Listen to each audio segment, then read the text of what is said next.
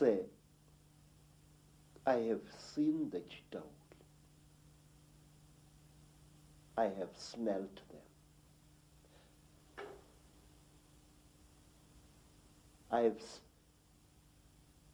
have had personal experience of these. And there are people who claim that these creatures are gods. There are people who claim that these creatures are experimenting on us.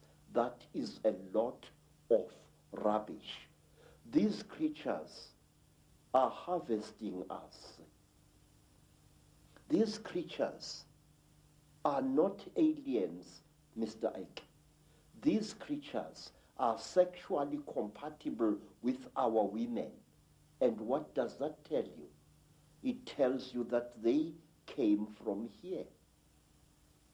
They are part of us. And this makes them all the more dangerous.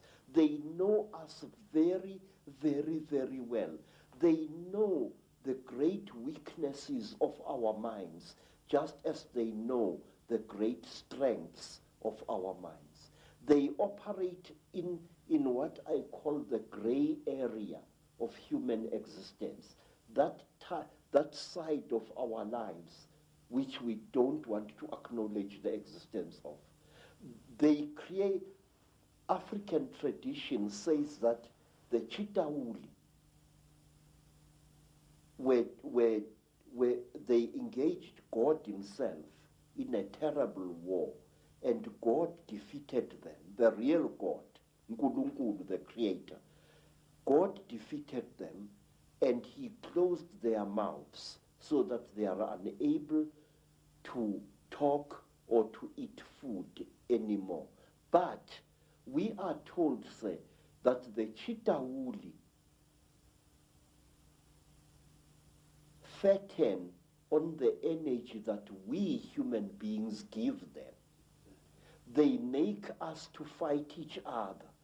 And when the whole land is drowning in death and fear and terror, when hundreds and hundreds of people are angry and afraid, the Chitauli get fat because they eat that what we call the dark power, which is brought about when human beings destroy the planet on which they live. They feed off human emotion. Yes, sir. Very, very intense human emotion.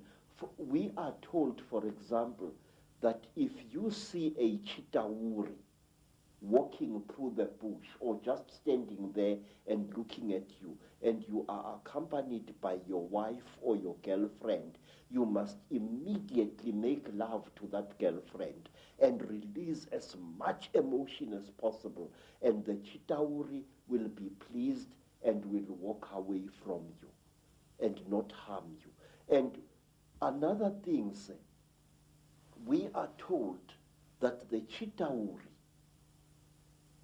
eat energy which is generated when hundreds of human minds or one human mind starts thinking at certain levels.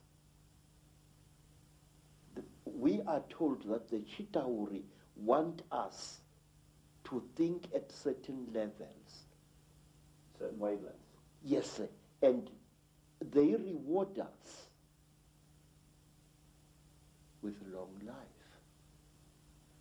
May I ask you, sir, have you ever thought as a thinking person, why is it that in the great universities of this world you find professors who think at certain levels and who live unnaturally long lives?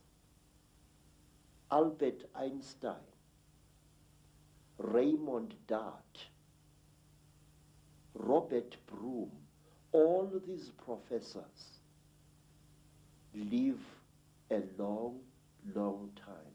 And my Aunt Mina, the last Sanusi in South Africa other than myself, is as active as a young girl, and yet she's close to her 99th year of life. My stepmother, Rose, she has lost nearly all her children,